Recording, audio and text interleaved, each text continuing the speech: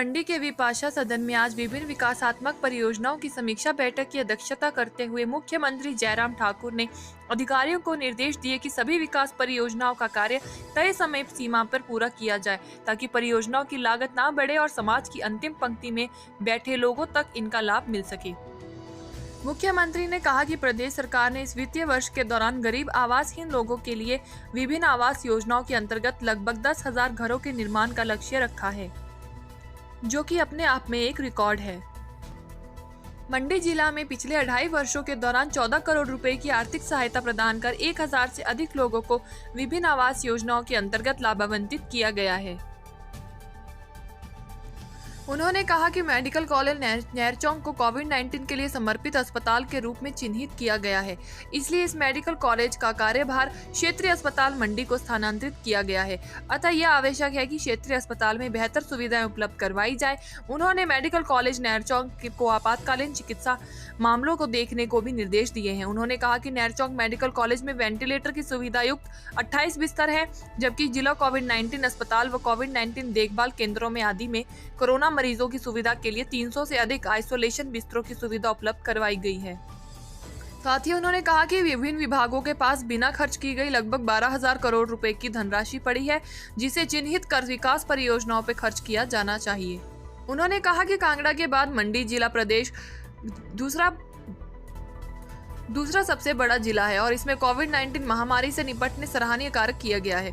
उन्होंने कहा कि बरसात के मौसम में कोरोना वायरस के मामले बढ़ने की संभावना है, इसलिए हर संभव बचाव बरतने की आवश्यकता है। मुख्यमंत्री ने कहा कि प्रदेश में आर्थिक गतिविधियों को पुनः गति देने के लिए राज्य सरकार ने अनलॉक 4 की कई रियायतें दी हैं। इसे देखते हुए हमें सतर्कता रखना चाहिए और मास्क के प्रयोग के साथ साथ परस्पर दूरी बनाए रखनी चाहिए ताकि वायरस से बचाव हो सके।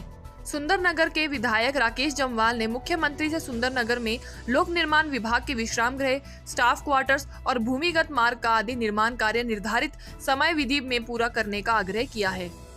उन्होंने पूरे सुंदरनगर शहर को मलकनिसासी योजना के अंतर्गत लाने वाले विकास परियोजनाओं के लिए प्राप्त धनराशि करने का भी आग्रह किया।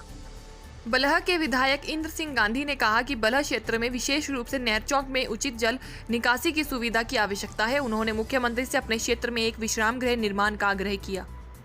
नाचन के विधायक विनोद कुमार ने कहा कि क्लस्टर विश्वविद्यालय मंडी के बसा कैंप के कार्य में तेजी लाने के लिए धनराशि उपलब्ध करवाई जाए।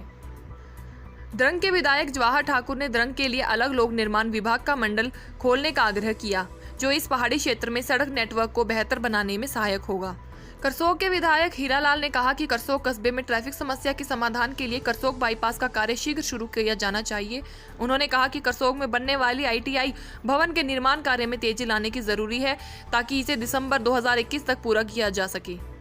जोगिंदरनगर के विधायक प्रकाश राणा ने कहा कि 180 मीटर सांधा संधोल पुल का कार्य मार्च 2021 तक पूरा हो, इसके लिए इसके कार्य में तेजी लाई जाए।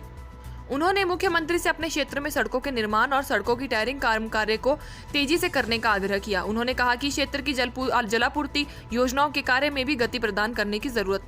उपायुक्त टिकदेव ठाकुर ने बैठक की कार्यवाही का संचालन किया। उन्होंने कहा कि जिले में 400 से अधिक कोविड-19 के केसेस आ चुके हैं। उसी साथ कोविड-19 से अब तक 7 लोगों की मृत्यु हो चुकी है। उन्होंने कहा कि 25 कोरोना योद्धा भी पॉजिटिव पाए गए हैं, जिनमें 24 ठीक हो गए हैं और केवल 1 उपचाराधीन है। ADM श्रवण मांटा, पुलिस अधीक्षक मंडी शालिनी अग्निहोत्री और अन्य वरिष्ठ अधिकारी भी इस बैठक में उपस्थित थे। देखिए, वो जनहित के जो महत्वपूर्ण विषय है, वो जनप्रतिनिधि अपने अपने विधानसभा क्षेत्र में किस प्रकार से कुछ जगह काम चले नहीं वो चल पड़े, कुछ जगह काम चले हैं लेकिन धीरे चले हैं। देखिए, एक तो ये मान करके चलना चाहिए कि ये परिस्थिति बहुत अलग तरह की परिस्थिति है।